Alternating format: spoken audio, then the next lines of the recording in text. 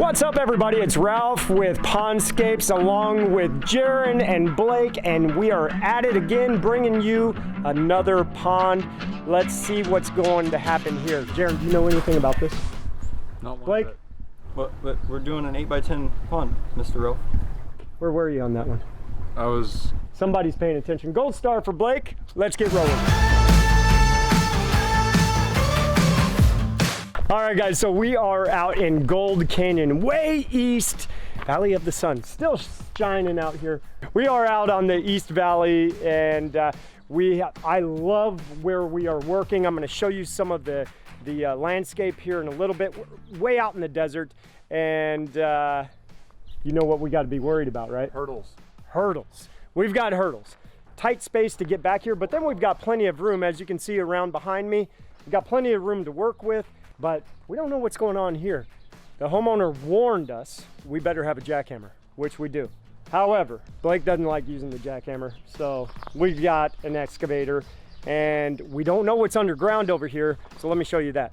Okay, one thing that I do know is this power goes underground and comes right under this patio and comes over to underneath this beautiful Australian bottle tree, and it comes to right there. This is supplying power to the old pond.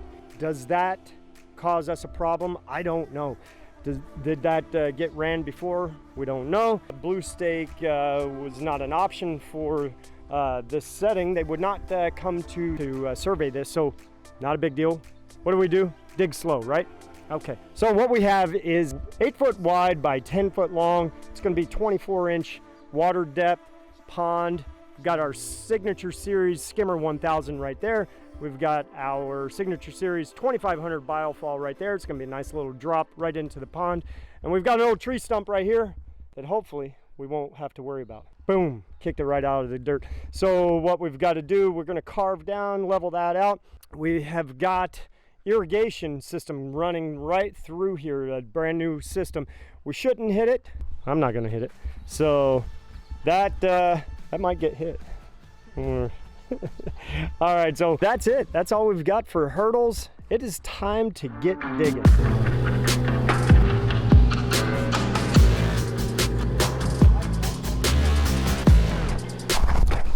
All right, guys, so we'll blame it on Jaron. He's the one that talked about hurdles. And we definitely hit one. So we've got bedrock. All right, so it's not that huge of a surprise, but if you look at the terrain of the topography of this area, you can see houses are lower, some go a little bit higher, so you don't know where this bedrock lies. And we are on the outskirts of town with mountains behind there. So what we've hit is bedrock. We also hit the water main line for all the hoses outside. That's easy. We know where it comes from, and that's going to get capped off, fixed once we're done. But what we've got to do here is go as deep as we can and then shade that with some sand and then build up. The pond is going to have to get elevated a little bit out of the ground. It's not going to be quite as deep as we wanted it to be, but it is still going to be a showstopper nonetheless. And I got the right guys that know how to overcome this obstacle.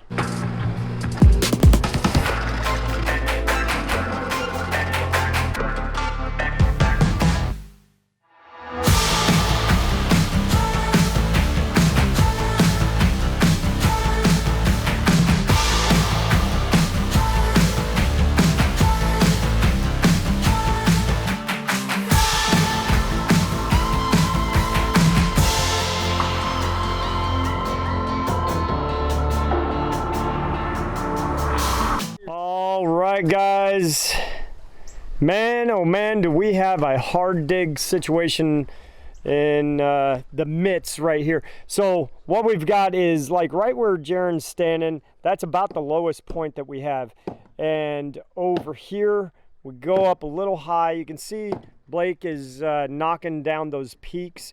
We definitely want to get those a little bit lower, and then we're gonna sand shade. We're definitely gonna put some rock pad down. That's that heavy duty fabric. And then we'll start building on top of this. But we've got a challenge in front of us because we've got to make this work and make it look good.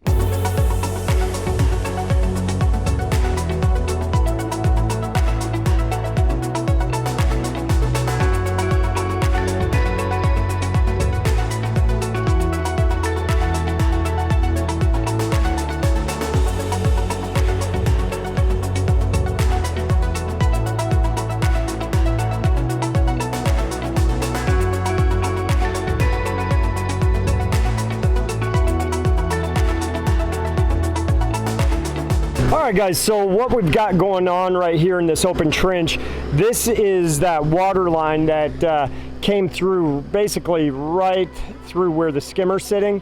So we had to cut it, divert it, and we're also going to use it for our water supply for our auto leveler. So there's our ball valve. We'll 90 off of that, come into the back of the skimmer. One thing I want to show you though is, remember earlier in the video I talked about some of the unknowns. We've got that electrical right there, and I just didn't know how it ran. Well, we found it. This is where it runs right through. So we dug up under that. So this is an older home. Who knows when that was put in? That's definitely not deep enough, but it is in conduit, so it's safe. We didn't tear it up when we trenched around it. So we went under that with our water, and that continues. My best guess is this is where it comes up for this old fountain. So we'll run our power for the pump right over to that, and it doesn't have to get cut and relocated. All right, guys, so things are moving along really nicely. We have got the major rock work done on the backside of the pond where the excavator is sitting, and now we're reaching across the pond, hitting this patio side. So once we get that backfilled, we are looking pretty good. We're gonna jump on that waterfall and make some magic happen.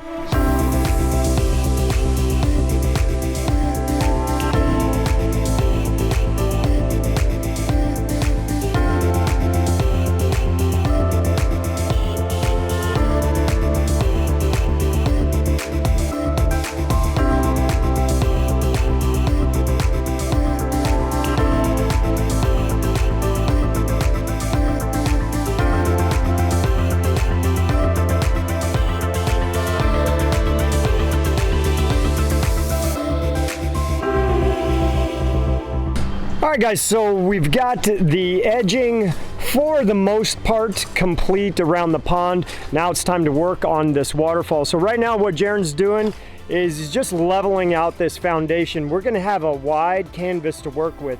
So we'll flip our rock pad over, lay down some extra material, but we know that we've got rocky, sharp conditions with this ground. So we're gonna bring this sand. This is what we shaded the bottom of the pond with, and we're gonna shade this area with. That way we can set some of these nice big boulders on top of sand and rock pad and liner and have all that protection and no concerns about any kind of punctures in that liner. You wanna get that? Somebody's calling. That's the bat phone.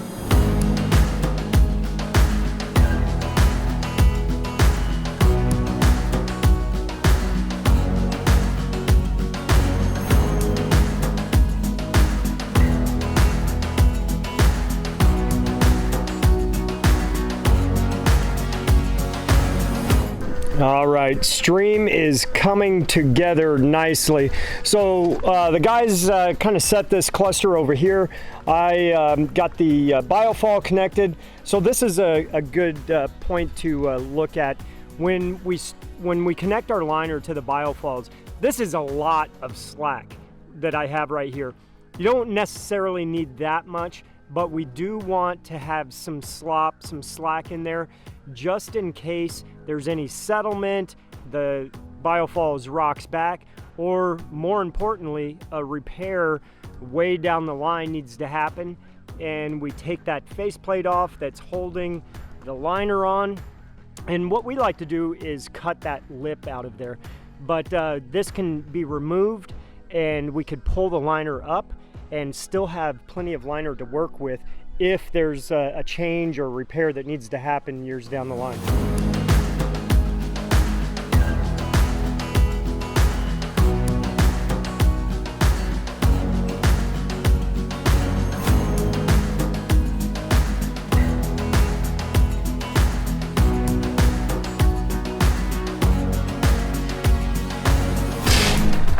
What you got going on, Ralph? Okay, so I am working on the back edging of the waterfall. So we've got our fabric in here to protect that liner. So We know how rocky the soil was and the digging conditions, so we got that rock pad under, we got our liner, and we've got that additional protection, because some of these rocks are kind of jagged, so when we maneuver them into place, we don't want to tear up that liner. So we're cutting that fabric from the inside. We don't want this fabric coming up over the edge, because what's going to happen is water is going to wick up the fabric. It's acting like a sponge. So if it comes up and over and is touching the dirt on the outside, like let's say that this was the situation, dirt was backfilled up to this will draw water and create a wet spot out here. So it's important to get this fabric all cut down nice and low, but don't cut the liner, right, Jaron? Don't cut the liner.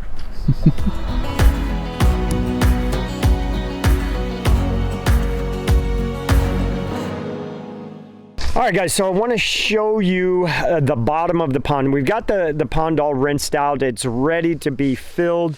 We've got a couple little bare spots on the liner, so Jaron is grabbing some more gravel to cover that up. But something that we had to deal with was this real hard digging condition, and things that we had to overcome were uneven surfaces. So obviously this is our lowest spot, and it actually works out well because this is where the clean out pump goes, easy cleaning. This is the highest elevation. Everything tapers down this way. It was a real uneven area over there. We jackhammered and cleaned that up best we could. But this rock, when we set it, it was going to be sticking up. So one thing that we did to kind of work around that is these bigger cobble river stones. We set those under that rock and kind of created that little beach kind of avalanche type of effect. That helped us even that area out, and we just had to get creative with setting these rocks, and some of them that we wanted to be flat, they weren't going to stay flat based off of the terrain we were working on, so we had to shim them up. So that's how we overcame that, and Jaron, I don't think anybody's going to know otherwise. Shh, don't say anything. Blake, don't say anything.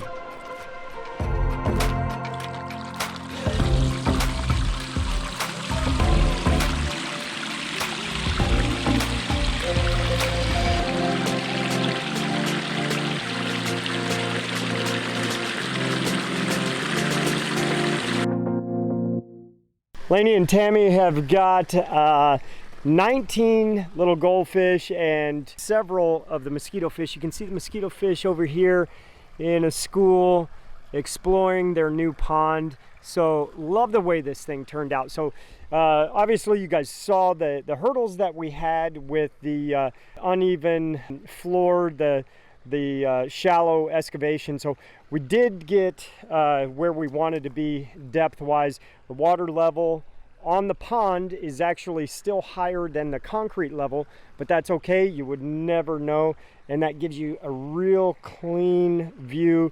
Water's a little elevated from over there by the patio. Just a great view over there of this awesome waterfall. Okay, we have a pretty simple waterfall, but there's some really cool things going on. We've got, starting at the top, coming out of our Biofall 2500, a nice sheet. I love how that rock had a high point in the center, so the water is sheeting off the left and the right, and hits that deep pooling area. You've got tons of aeration happening in there. And then as we come over, we've got this rock right here that it has a high area in the back and it dips down, so that allows some water to go over in that little eddy area over there. And check that butt rock out. That is just my favorite part of this pond. When I saw this at the rock yard, I knew what I wanted to do with it. And the only scary part about this rock is there is a surface crack in it. So when I dumped it out of the trailer, I wanted to be really, really careful we didn't harm it. So we took a lot of care getting it over here and into place, and it'll be like that forever. So we got a nice little spring coming through there, and then tons of water coming off of this rock. And then of course I love this where we get just that little shallow water. The butterflies are just going crazy over here.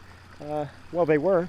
And this is a perfect spot, a shallow spot for the butterflies to come and get a drink of water without getting whisked away into the water. So love the way this waterfall turned out.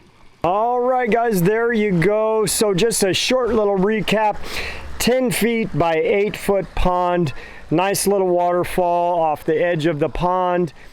Aquascape Skimmer 1000 with a 3PL pump. A biofalls 2500. We got 2 path lights, 3 spotlights, some happy goldfish, and another great job.